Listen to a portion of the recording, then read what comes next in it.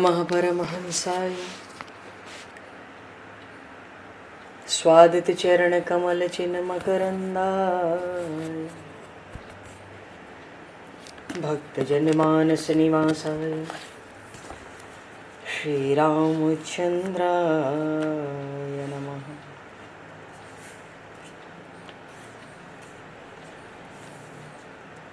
वंदे विदेहतनया पदपुंडरीकं केशौरसौरभसमाहत योगिचेतं हन्तुं प्रतापमनिशं मुनिहंससेव्यं सन्मानशालिपरिपीत परागपुञ्जम्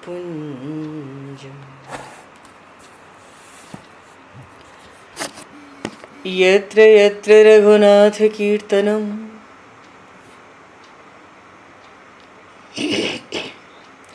तत्र तत्र कृतमस्तकाञ्जलिं बाष्पवारि परिपूर्णलोचनं मारुतं नमत राक्षसान्तकं कुन्द इंदुसमदेह उमारमण करुणायन जाहि दीन परनेह करहु कृपा मर्दन मयन।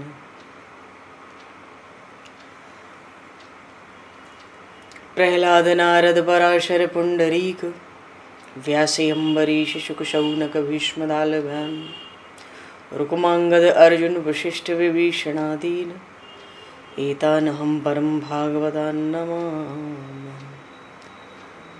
श्री सीतानाथ समारंभां श्री रामानन्दार्य मध्यमाम् अस्मदाचार्य पर्यन्तां वन्दे गुरु परम्पराम्।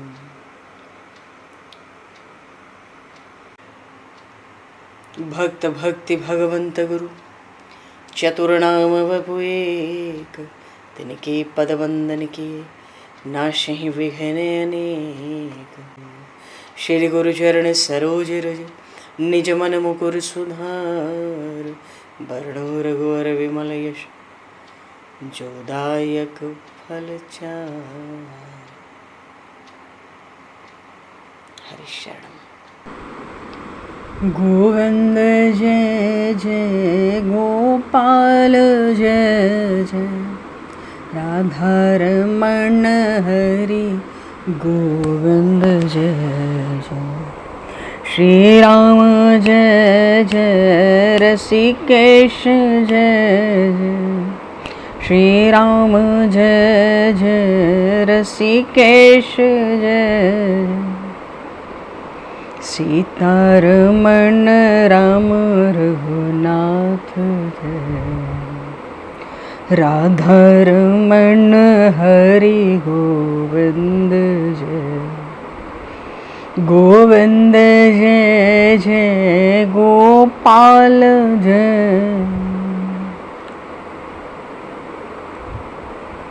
गोविंद जय जय गोपाल जय राधारमण हरि गोविंद जय। सीतारमण राम रघुनाथ जय सीतारमण राम रघुनाथ राधारमण हरि गोविंद जय जय। बोलिए श्याम रामचंद्र भगवान की संपूर्ण राम दरबार की। श्री गौरी शंकर भगवान की जय। श्री बांके बिहारी लाल की जय। श्री वृंदावन प्रेम धाम की जय। श्री पंढरीनाथ भगवान की जय। सब संतन की जय, सब भक्तन की जय, समस्त वैष्णवन की जय, समस्त पूर्वाचार्य चरणन की जय, समस्त संप्रदाचार्यन की जय। श्री सद्गुरुदेव भगवान की। गंगा मैया की जय, जमुना मैया की जय, सरजू मैया की जय, गौ माता की जय, तुलसी माता की जय, पृथ्वी माता की जय, काशी महारानी की जय। जय जय श्री सीताराम, जय जय श्री राधे श्याम। नमः पार्वती पते, हर हर महादेव। अनंत कोटि ब्रह्मांड नायक सर्वेश्वर पूर्ण परात्पर ब्रह्म, असंख्य कल्याण गुणगण निलय, भक्त वांछा कल्पतरु, शरणागत वत्सल भक्त वत्सल दीनबंधु दया सिंधु, भगवान श्री हरि की महती कृपा करुणा से शनिवन जी महाराज की परम पावन भावमयी सन्निधि में, महापुरुषों की भावमयी उपस्थिति में एवं आप सभी श्रद्धालु भक्त वैष्णवों की मंगल सन्निधि में मानव जीवन का सर्वोत्कृष्ट फल भगवत गुणगान, भगवत स्मरण का आनंद हम सभी इस संवत 2081 के श्रावण मास में भगवान श्री गौरी शंकर की असीम अनुकंपा से, प्रभु की असीम कृपा से इस श्रावण मास में भगवान शिव की महिमा का स्मरण चिंतन करते हुए आनंद लाभ प्राप्त करने जा रहे हैं। सर्वप्रथम आप सभी भक्तजनों के श्री चरणों में भगवत भाव से सादर वंदन, सादर नमन। आप सभी को भी यथा योग्य जय श्री राम, जय जय श्री राधे, हरि शरणम, जय श्री राम जी की जय। श्री सीताराम।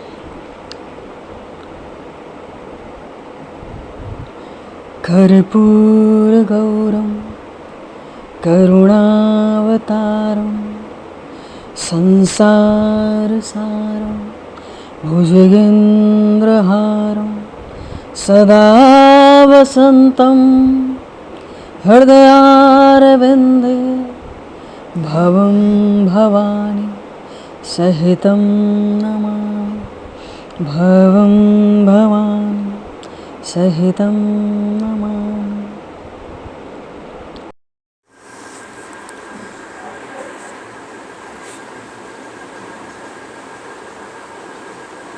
पूर्व प्रसंग में शिशु महापुराण की कोटि रुद्र संहिता का हम लोग चिंतन स्मरण कर रहे थे। शिशु महापुराण की कोटि रुद्र संहिता में श्री सूत जी महाराज ने शौनक आदि ऋषियों को 12 ज्योतिर्लिंगों का महात्मा, उनका प्रागट्य और उनके दर्शन अर्चन पूजन की फलश्रुति बड़े विस्तार से वर्णन की। नित्य प्रातः और सायंकाल मनुष्य को भगवान के 12 ज्योतिर्लिंग का स्मरण करना चाहिए। सौराष्ट्रे सोमनाथं च श्रीशैले मल्लिकार्जुनम उज्जयिन्यां महाकालम ओंकारे परमेश्वरम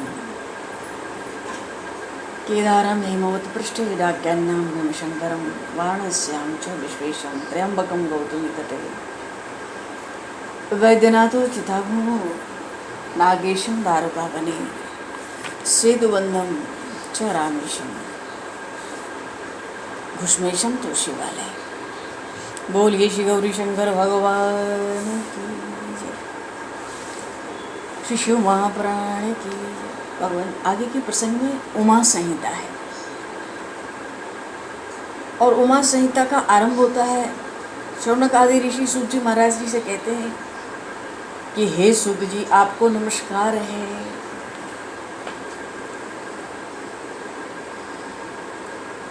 आपने हमें कोटि रुद्र नाम की संहिता तो सुनाई, अब आप उमा संहिता में जो तरह तरह के आख्यान हैं माँ पार्वती सहित परमात्मा शिव के चरित्र का वर्णन करें। तो सूत जी ने अब भगवान शिव के कुछ एक ऐसे चरित्रों का स्मरण किया जिसमें माँ पार्वती के साथ भगवान शिव का चरित्र है। अच्छा, उमा संहिता में ये जो पापकर्मा जीव होते हैं, पुण्यकर्मा जीव होते हैं, इन जीवों की यम यात्राओं का भी वर्णन आया है। जो पापी नरक में गिरते हैं उनके पापों का भी संक्षिप्त वर्णन आया है। क्योंकि जो पाप परायण जीव होते हैं वो तो महानरक के अधिकारी हैं।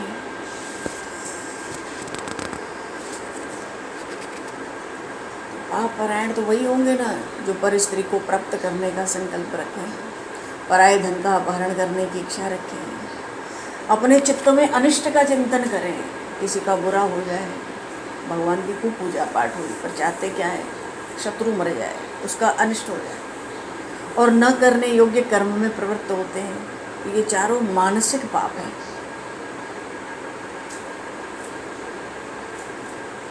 और जो असंगत बातें होती है बिना सिर पैर की, जो असत्य भाषण है, जो अप्रिय भाषण है, जो पीछे से चुगली करने का स्वभाव है, ये वाणी के द्वारा होने वाले पाप कहे गए हैं। और जो अभक्ष का भक्षण है, मानो न खाने योग्य वस्तु को अगर खाएं तो अभक्ष का भक्षण हुआ। प्राणियों की हिंसा, व्यर्थ के कामों में लगना, इसको कहते हैं प्रमाद।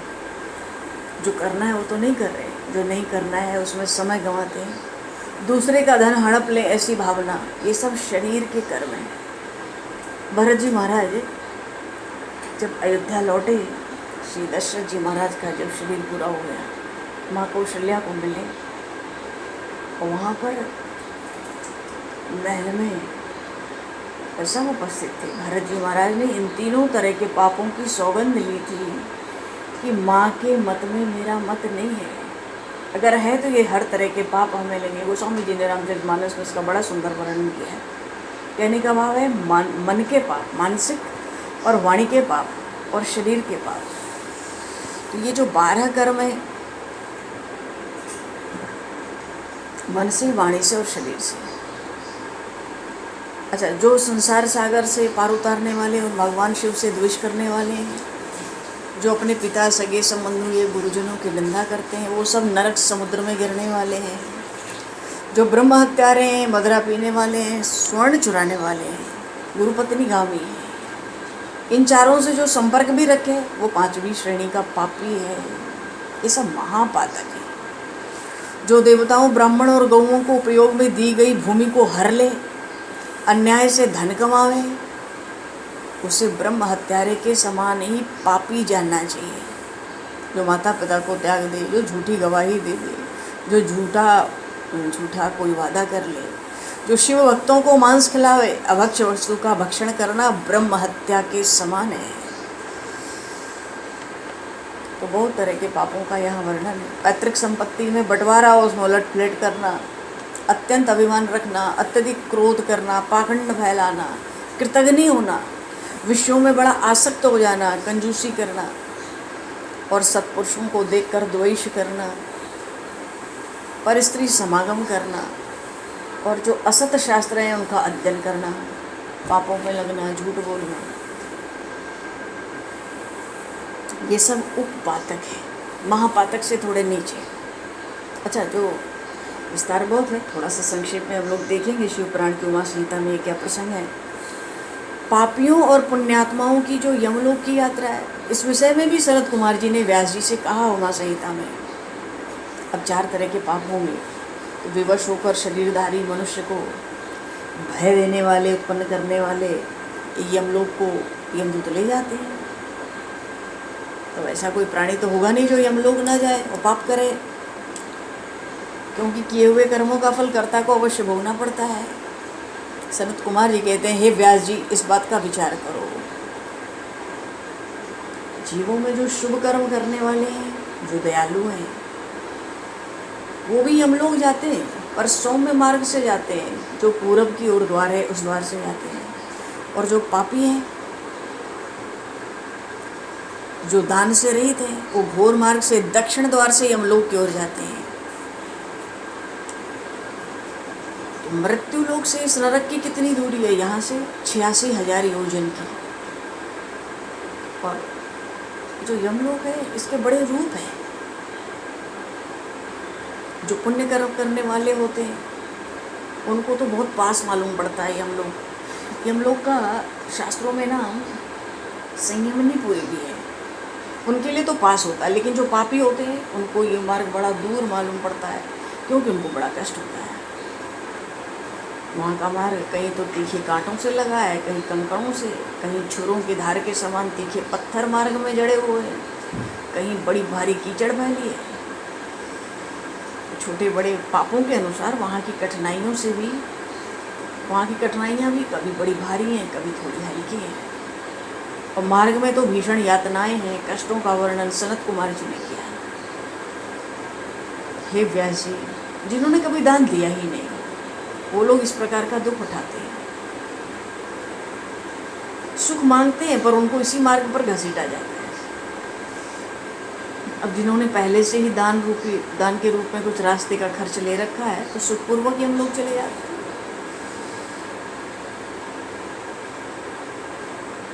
अच्छा, जो कष्ट के साथ जाते हैं पापी लोग, जो दान पुण्य करते नहीं, यमपुरी पहुंचते हैं तो धर्मराज की आज्ञा से,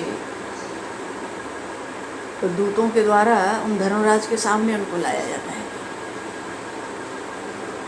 अगर कोई पुण्यात्मा जाए तो यमराज स्वागत करते हैं, आसन देते हैं, चरण धुलाते हैं, हाथ में अर्घ देते हैं और बड़े प्रेम के साथ सम्मानित करते हैं और कहते हैं, शास्त्रोक्त कर्म करने वाले आप महात्मा लोग धन्य हैं,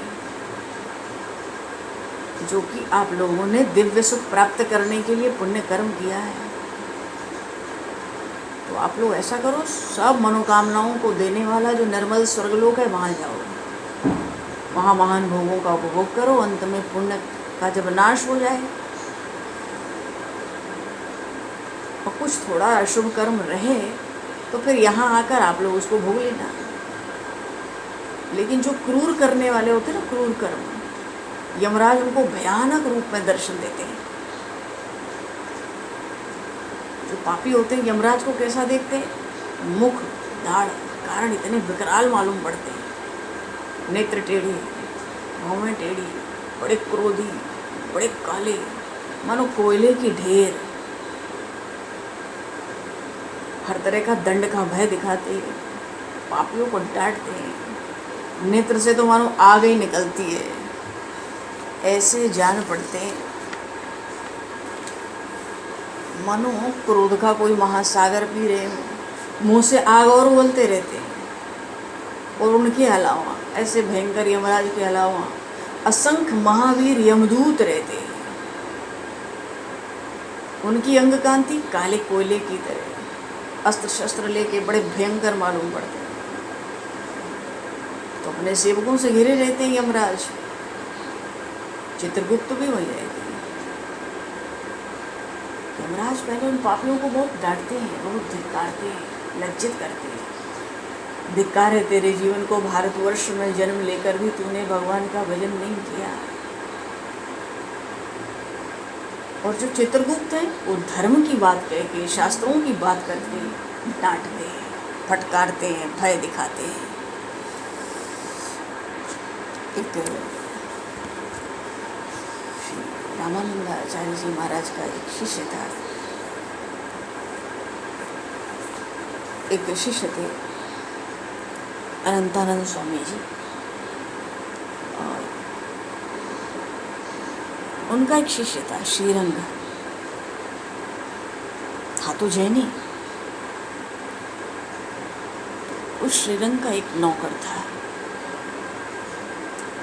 उसकी अकाल मृत्यु हो गई, युवा था, तो मर के हम लोग गया। भक्तमाल में कथा आती है, यमलोक गया तो यमदूतों ने कहा धर्मराज से, ये एक ऐसा जीव है जिसका पाप पुण्य बराबर है। पर जो भी है, ये बहुत वफादार स्वामी भक्त था, अपने स्वामी के प्रति बड़ा वफादार था, मन वाणी कर्म से उसका हित चाहता था। धर्मराज प्रसन्न हुए, बोले इसको यमदूत बना लो, अपने परिकर में डालो। यमदूत बन गया वो। पीछे 8-10 वर्ष बीते, जिस गांव का था, राजस्थान की बात है, उसी गांव में किसी का प्राण लेने जाने का इसको अवसर बन गया। कोई बंजारा था वहाँ, उसका प्राण लेना था। जब ये गया तो उसको याद आई, अरे मेरे स्वामी यहीं रहते हैं, मैं इसी गांव का था। तो उसको मन में आया कि पहले अपने स्वामी को मिलते चलूं और उनको यमपुरी के कष्ट बता दूं। इतना वफादार था, उसकी अभी भी वफादारी बनी थी। और दिन का 12 बज रहा था। जो उसका पहले शरीर था ना नौकर का, उसी शरीर से वो बिल्कुल दिन में 12 बजे श्रीरंग के सामने प्रकट हो गया। श्रीरंग की दृष्टि गई तो डर गए बहुत। क्यों? वो तो 8-10 साल पहले मर चुका था। तो उस नौकर ने कहा कि स्वामी आप डरे नहीं। तो श्रीरंग ने कहा, क्यों? तू तो मर गया था बहुत साल पहले, कैसे आया, क्या चाहता है? उसे था तो वो यमदूत, पर नौकर इसलिए बना कि ज़्यादा ना डर जाए, ऐसा चेहरा लेके चलो कि पहचान जाए, कुछ बात भी हो सके।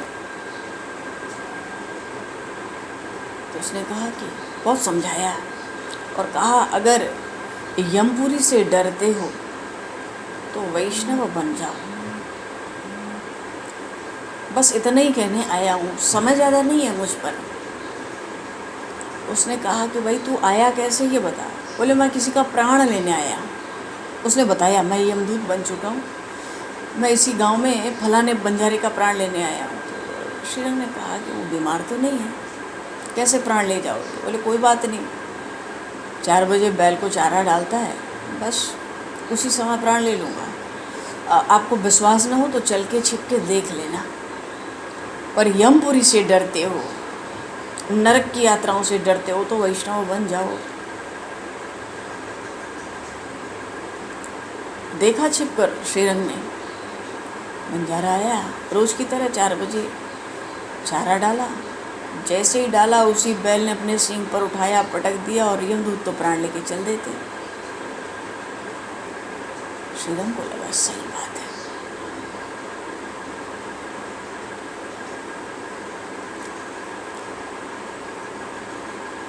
सही बात है। पीछे वो श्रीरंग जो है वैष्णव हो गए।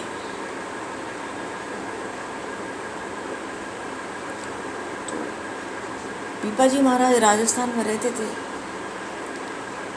इनके काका गुरु लगते थे, क्योंकि श्री रामानंदाचार्य जी महाराज तो काशी में ही विराजते थे। रैदास जी महाराज, कबीर जी महाराज, ये सब शिष्य तो वहाँ थे तमाम भरे, काशी में प्रायः वहीं रहते थे स्थान बनाकर। तो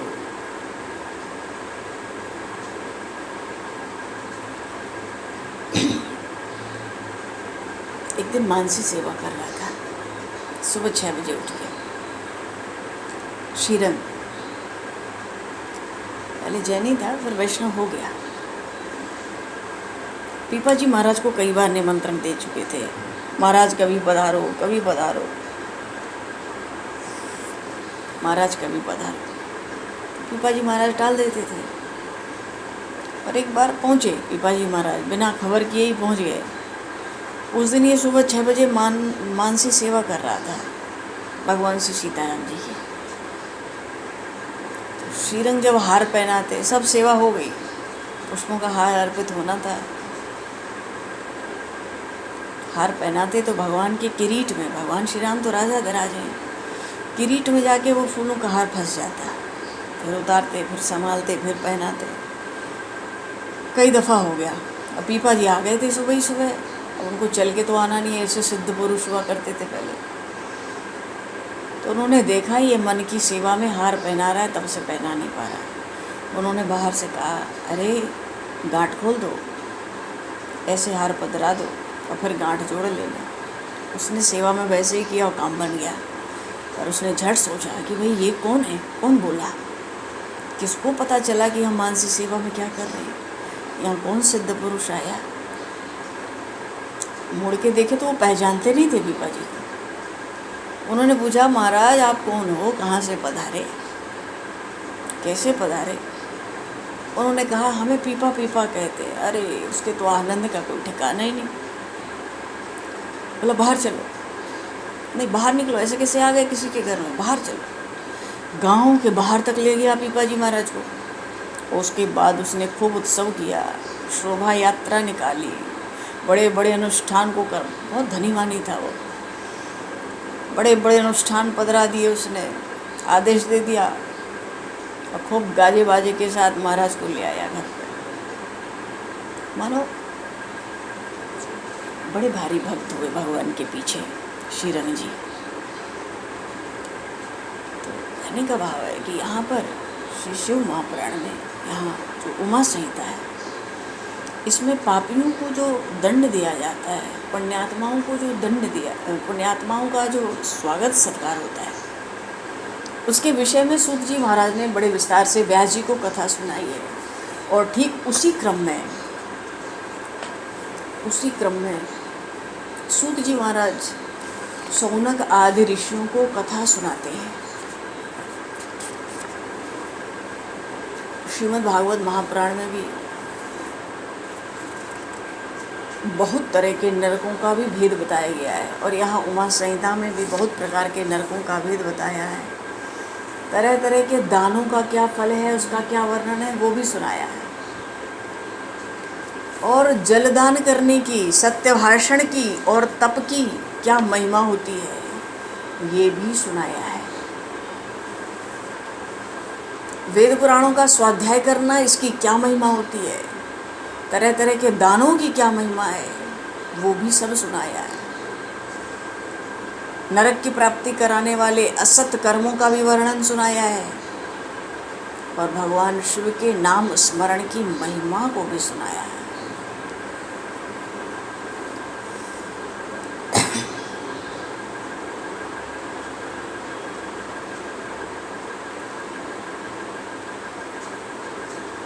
तो स्वर्ग और नरक क्या है? पाप और पुण्य के ही दूसरे नाम है।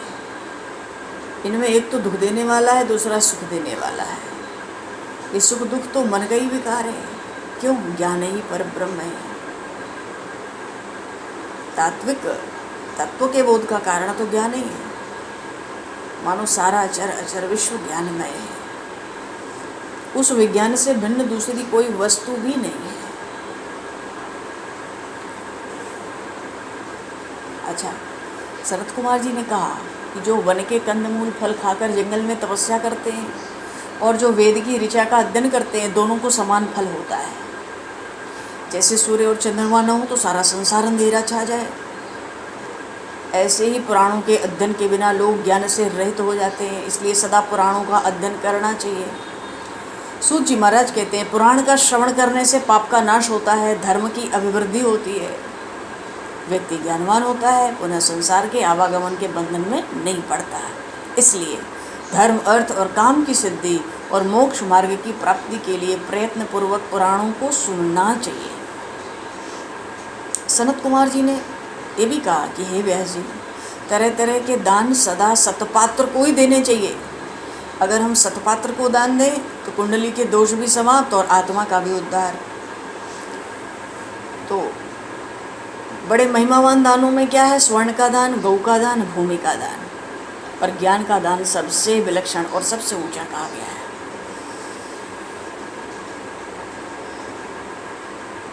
उत्तम दान करें तो मनुष्य पाप से मुक्त होता है।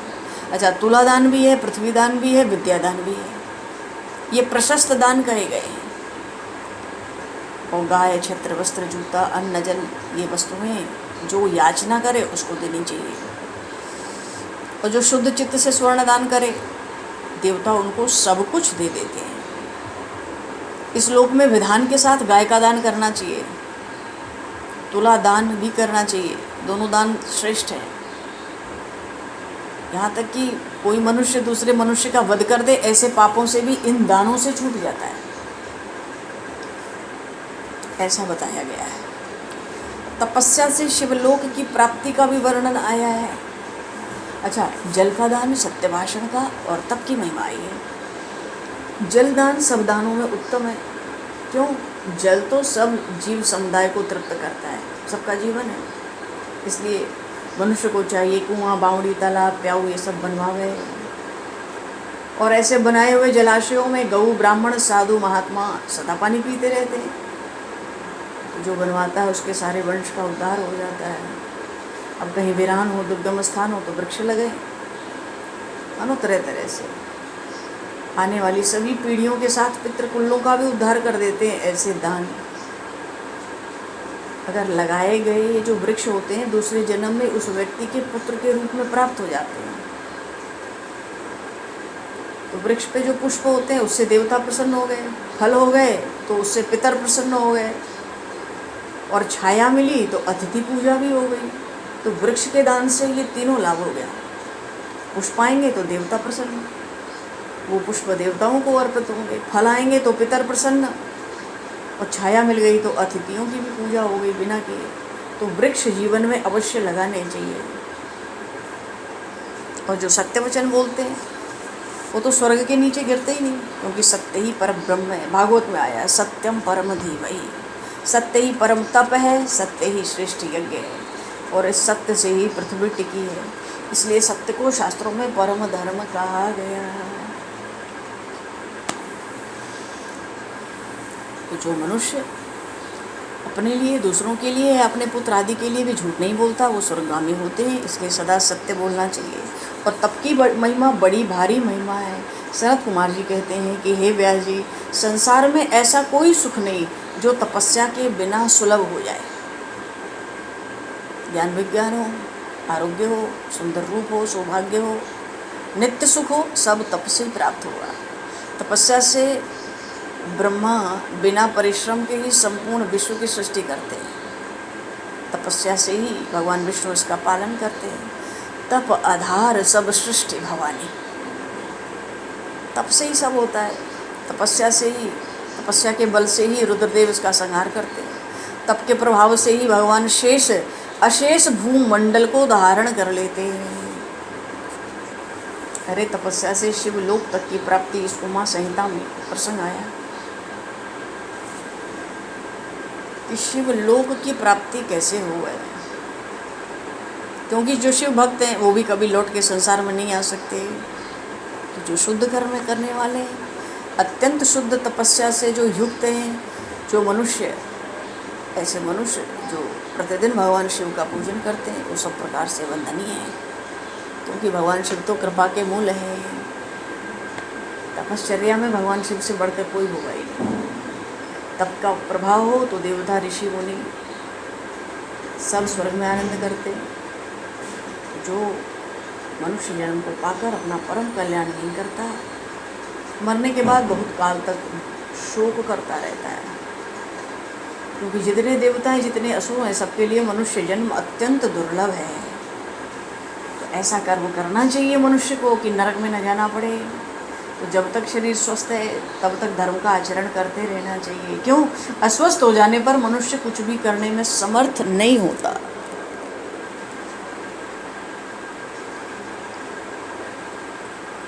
तो हे व्यास जी, जिस मनुष्य ने शिव शिव या हर हर इस नाम का उच्चारण किया उसको नरक का, यमराज का भय नहीं होता। क्यों? ये मंत्र महारोगों का नाश करने वाला है। अरे जब भवरोग ही नष्ट हो जा रहा है और रोगों की कहाँ गए। और जो मूर्ख प्राणी है धर्म का आचरण करने से हजारों जन्मों तक जन्म मृत्यु में घूमते रहते हैं, चक्र में अंधकार में पड़े रहते हैं। इसलिए विपत्तियों को सहकर धर्म की रक्षा करनी चाहिए।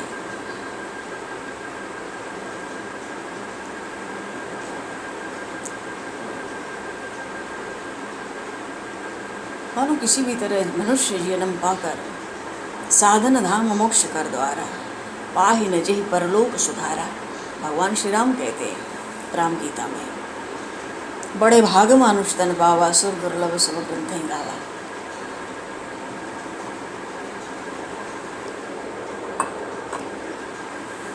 चलो जी, आगे के प्रसंग में भगवती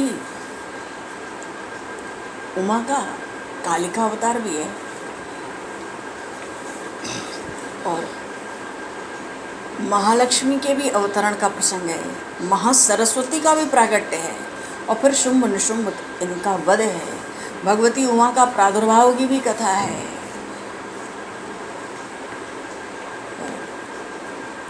माँ दुर्गा के द्वारा असुरों के संहार का भी प्रसंग है। बोलिए श्री गौरी शंकर भगवान की, शिशु माँ प्राण की, श्री भक्तवत्सल भगवान की, सब संतन की, सब भक्तन की, श्री सद्गुरुदेव भगवान की। भगवत समय को विस्मृत करते हुए आज यहीं इसी प्रसंग पर वाणी को विराम। कल श्रावण मास की पूर्णिमा है, सोमवार का दिन है। थोड़ा प्रसंग रहता है शिव पुराण में, 2-4 दिन और चलेगा आगे। और